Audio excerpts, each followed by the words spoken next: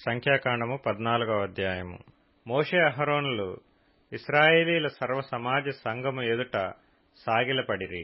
అప్పుడు దేశమును సంచరించి చూచిన వారిలో నుండిన నూను కుమారుడగు యెహోషువయు యెఫున్నె కుమారుడగు కాలేబును బట్టలు చింపుకొని ఇశ్రాయేలీల సర్వ సమాజముతో, మేము సంచరించి చూచిన దేశము మిక్కిలి మంచి దేశము.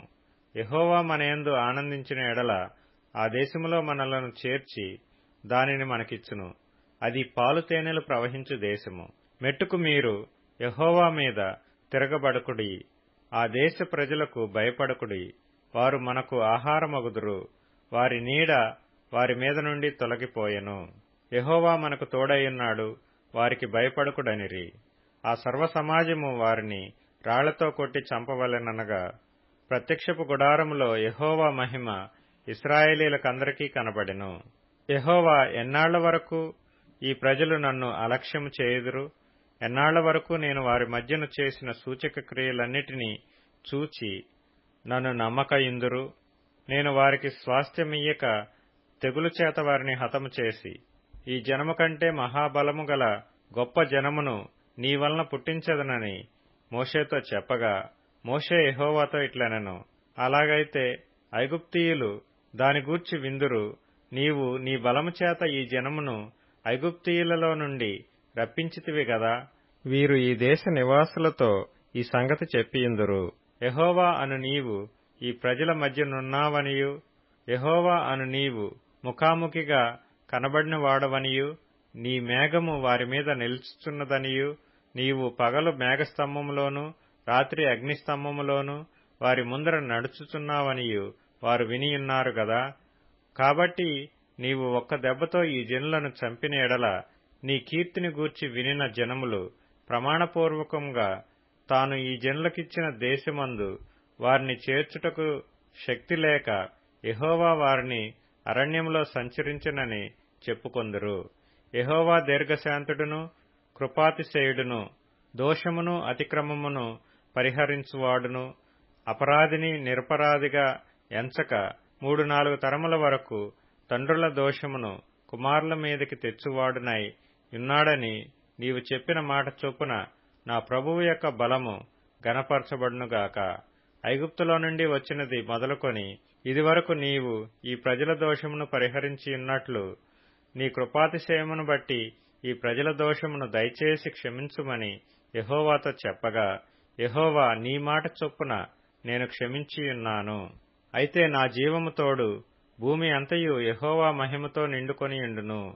నేను ఐగుప్తులోను అరణ్యములోను చేసిన సూచక క్రియలను, నా మహిమను చూచిన ఈ మనుషులందరూ ఈ 10 మారులు నా మాట వినక నన్ను పరిశోధించిరి. కాగా వారి పితరులకు ప్రమాణపూర్వకముగా నేనిచ్చిన దేశమును వారు చూడనే చూడరు. నన్ను అలక్ష్యము చేసిన వారిలో ఎవరునూ దానిని చూడరు.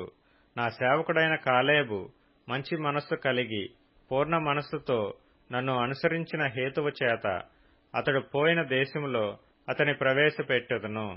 అతని సంతతి దాని స్వాధీనపరుచుకొనును. అమాలేకీయులను కనానీయులను ఆ లోయలో నివసించుతున్నారు. రేపు మీరు తిరిగి ఎర్ర సముద్రపు మార్గముగా అరణ్యమునకు ప్రయాణమై పొండనెను. మరియు యెహోవా మోషే అహరోనులకు ఇలాగు సెలవిచ్చెను, నాకు విరోధముగా సణుగుచుండు ఈ చెడ్డ సమాజమును నేనెంతవరకు సహింపవలెను? ఇశ్రాయేలీయులు నాకు విరోధముగా సణుగుచున్న సణుగులను వినియున్నాను.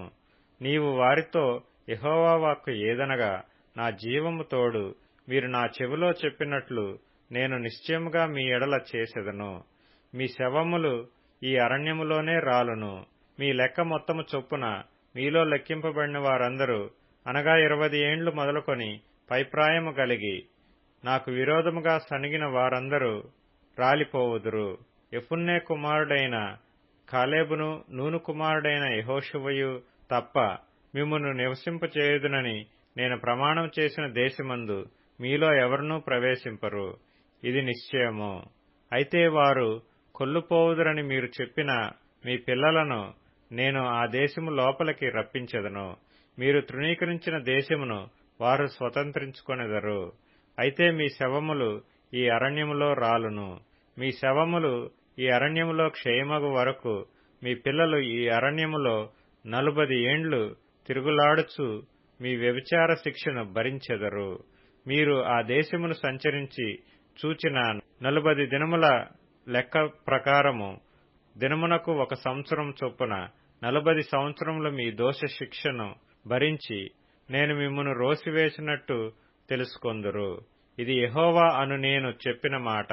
నాకు విరోధముగా కూడిన చెడ్డదగు ఈ సర్వ సమాజమునకు నిశ్చయముగా దీని చేసెదను. ఈ అరణ్యములో వారు క్షీణించిపోవుదురు, ఇక్కడనే చనిపోవుదురు అనెను. ఆ దేశమును సంచరించి చూచుటకై మోషే చేత పంపబడి తిరిగి వచ్చి ఆ దేశమును గూర్చి చెడ్డ సమాచారం చెప్పుట వలన సర్వ సమాజము అతని మీద సనుగునట్లు చేసిన మనుష్యులు, అనగా ఆ దేశమును గూర్చి చెడ్డ సమాచారము చెప్పిన మనుష్యులు యెహోవా సన్నిధిని తెగులు చేత చనిపోయిరి. అయితే ఆ దేశమును సంచరించి చూచిన మనుష్యులలో నూను కుమారుడగు యెహోషువయు యెఫున్నె కుమారుడగు కాలేబును బ్రతికిరి.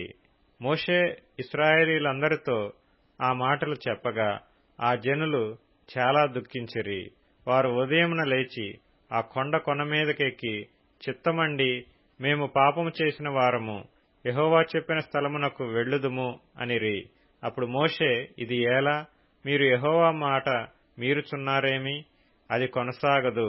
యెహోవా మీ మధ్యన లేడు గనుక మీ శత్రువుల ఎదుట హతము చేయబడుదురు. మీరు సాగిపోకుడి. ఏలయనగా అమాలేకీయులు కనానీయులు మీకంటే ముందుగా అక్కడికి చేరియున్నారు. మీరు ఖడ్గము చేత కూలుదురు. మీరు యెహోవాను అనుసరించుట మానిత్రి గనుక ఇక యెహోవా మీకు తోడై ఉండడని చెప్పెను. అయితే వారు మూర్ఖించి ఆ కొండ కనకెక్కిపోయిరి. అయినను యెహోవా నిబంధన మందసమైనను మోషే అయినను పాళెములో నుండి బయలు వెళ్లలేదు. అప్పుడు ఆ కొండ మీద నివాసముగానున్న అమాలేకీయులను కనానీయులను దిగి వచ్చి వారిని కొట్టి హోర్మా వరకు వారిని తరిమి హతము చేసిరి. కీర్తనల గ్రంథం 35వ కీర్తన. యెహోవా, నాతో వ్యాజ్యమాడు వారితో వ్యాజ్యమాడుము, నాతో పోరాడు వారితో పోరాడుము. ఖేడమును డాలును పట్టుకొని నా సహాయమునకై లేచి నిలువుము. ఈటె దూసి నన్ను తరుము వారిని అడ్డగింపుము. నేనే నీ రక్షణ అని నాతో సెలవిమ్ము. నా ప్రాణము తీయగోరు వారికి సిగ్గును అవమానమును కలుగునుగాక. నాకు కీడు చేయ నాలోచించు వారు వెనుకకు మళ్లింపబడి లజ్జపడుదురుగాక. యెహోవా దూత వారిని పారదోలునుగాక. వారు గాలికి కొట్టుకొని పోవు పొట్టువలె నుందురుగాక. యెహోవా దూత వారిని తరుమునుగాక. వారి త్రోవ చీకటి అయి జారుడుగా నుండునుగాక. నన్ను పట్టుకొనవలెనని వారు నిర్నిమిత్తముగా గుంటలో తమ వల నొడ్డిరి. నా ప్రాణము తీయవలెనని నిర్నిమిత్తముగా గుంట త్రవ్విరి. వానికి తెలియకుండా చేటు వాని మీదికి వచ్చునుగాక. తాను ఒడ్డిన వలలో తానే చిక్కుబడునుగాక. వాడు ఆ చేటులోనే పడునుగాక. అప్పుడు యెహోవా యందు నేను హర్షించుదును, ఆయన రక్షణను బట్టి నేను సంతోషించుదును.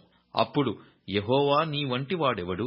మించిన బలము గల వారి చేతి నుండి దీనులను దోచుకొను వారి చేతి నుండి దీనులను దరిద్రులను విడిపించువాడవు నీవే అని నా ఎముకలన్నీయు చెప్పుకొనును. సామెతల గ్రంథం 8వ అధ్యాయం. ఆలోచన చెప్పుటయు లెస్సైన జ్ఞానమిచ్చుటయు నా వశము. జ్ఞానాధారము నేనే, పరాక్రమము నాదే. నా వలన రాజులు ఏలుదురు, అధికారులు న్యాయమును బట్టి పాలన చేయుదురు. నా వలన అధిపతులను లోకములోని ఘనులైన న్యాయాధిపతులందరూ ప్రభుత్వము చేయుదురు. నన్ను ప్రేమించు వారిని నేను ప్రేమించుచున్నాను. నన్ను జాగ్రత్తగా వెతుకువారు నన్ను కనుగొందురు. మార్కు సువార్త 14వ అధ్యాయం. 2 దినములైన పిమ్మట పస్కా పండుగ అనగా పులియని రొట్టెల పండుగ వచ్చెను. అప్పుడు ప్రధాన యాజకులును శాస్త్రులును మాయోపాయము చేత ఆయనని ఎలాగు పట్టుకొని చంపుదుమాయని ఆలోచించుకొనుచుండిరి గాని ప్రజలలో అల్లరి కలుగునేమో అని పండుగల వద్దని చెప్పుకొనిరి. ఆయన బేతనీయులో కుష్ఠరోగి అయిన సీమోను ఇంట భోజనమునకు కూర్చుండియున్నప్పుడు ఒక స్త్రీ మిక్కిలి విలువగల అచ్చ జటామాంసి అత్తరుబుడ్డి తీసుకుని వచ్చి ఆ అత్తరుబుడ్డి పగులగొట్టి ఆ అత్తరు ఆయన తలమీద పోసెను. అయితే కొందరు కోపబడి, ఈ అత్తరు ఇలాగు నష్టపరచనేలా? ఈ అత్తరు 300 దేనారముల కంటే ఎక్కువ వెల కమ్మి బీదలకియ్యవచ్చునని చెప్పి ఆమెను గూర్చి సణుగుకొనిరి. అందుకు యేసు ఇట్లనెను, ఈమె జోలికి పోకుడి. ఈమెను ఎందుకు తొందరపెట్టుచున్నారు? ఈమె నా ఎడల మంచి కార్యము చేసెను. బీదలు ఎల్లప్పుడూ మీతోనేయున్నారు. మీకిష్టమైనప్పుడెల్లా వారికి మేలు చేయవచ్చును. నేను ఎల్లప్పుడూ మీతో నుండను. ఈమె తన శక్తి కొలది చేసి నా భూస్థాపన నిమిత్తము నా శరీరమును ముందుగా అభిషేకించెను. సర్వలోకములో ఎక్కడ ఈ సువార్త ప్రకటింపబడునో అక్కడ ఈమె చేసినదియు జ్ఞాపకార్థముగా ప్రశంసింపబడునని మీతో నిశ్చయముగా చెప్పుచున్నానెను. 12 మందిలోనొకడుగు ఇస్కరియోతు యూదా ప్రధాన యాజకుల చేతికి ఆయనను అప్పగింపవలెనని వారి యొద్దకు పోగా, వారు విని సంతోషించి వానికి ద్రవ్యమిత్తుమని వాగ్దానము చేసిరి గనక వాడు ఆయనను అప్పగించుటకు తగిన సమయము కనిపెట్టుచుండెను. పులియని రొట్టెల పండుగలో మొదటి దినమున వారు పస్కా పశువును వధించునప్పుడు ఆయన శిష్యులు, నీవు పస్కాను భుజించుటకు మేమెక్కడికి వెళ్లి సిద్ధపరచవలెనని కోరుచున్నావని ఆయననడగగా, ఆయన, మీరు పట్టణములోనికి వెళ్ళుడి. అక్కడ నీలకుండ మోయుచున్న ఒక మనుష్యుడు ఎదురుపడును. వాని వెంటబోయి వాడు ఎక్కడ ప్రవేశించునో ఆ ఇంటి యజమానుని చూచి, నేను నా శిష్యులతో కూడా పస్కాను భుజించుటకు నా విడిది గది ఎక్కడనని బోధకుడు అడుగుచున్నాడని చెప్పుడి. అతడు సామగ్రితో సిద్ధపరచబడిన గొప్ప మేడగది మీకు చూపించును. అక్కడ మన కొరకు సిద్ధపరచుడని చెప్పి తన శిష్యులలో 2 పంపెను. శిష్యులు వెళ్లి పట్టణంలోనికి వచ్చి ఆయన వారితో చెప్పినట్టు కనుగొని పస్కాను సిద్ధపరచిరి. సాయంకాలమైనప్పుడు ఆయన తన 12 మంది శిష్యులతో కూడా వచ్చెను. వారు కూర్చుండి భోజనము చేయుచుండగా యేసు, మీలో ఒకడు, అనగా నాతో భుజించుచున్నవాడు నన్ను అప్పగించునని నిశ్చయముగా మీతో చెప్పుచున్నానని వారితో చెప్పగా, వారు దుఃఖపడి, నేనా అని ఒకని తరువాత ఒకడు ఆయననడగసాగిరి. అందుకాయన, 12 మందిలో ఒక్కడే, అనగా నాతో కూడా పాత్రలో చెయ్యి ముంచువాడే. నిజముగా మనుష్య కుమారుడు ఆయనను గూర్చి వ్రాయబడినట్టు పోవుచున్నాడు. అయితే ఎవని చేత మనుష్య కుమారుడు అప్పగింపబడుచున్నాడో ఆ మనుష్యునికి శ్రమ. ఆ మనుష్యుడు పుట్టి ఉండని ఎడల వానికి మేలనెను.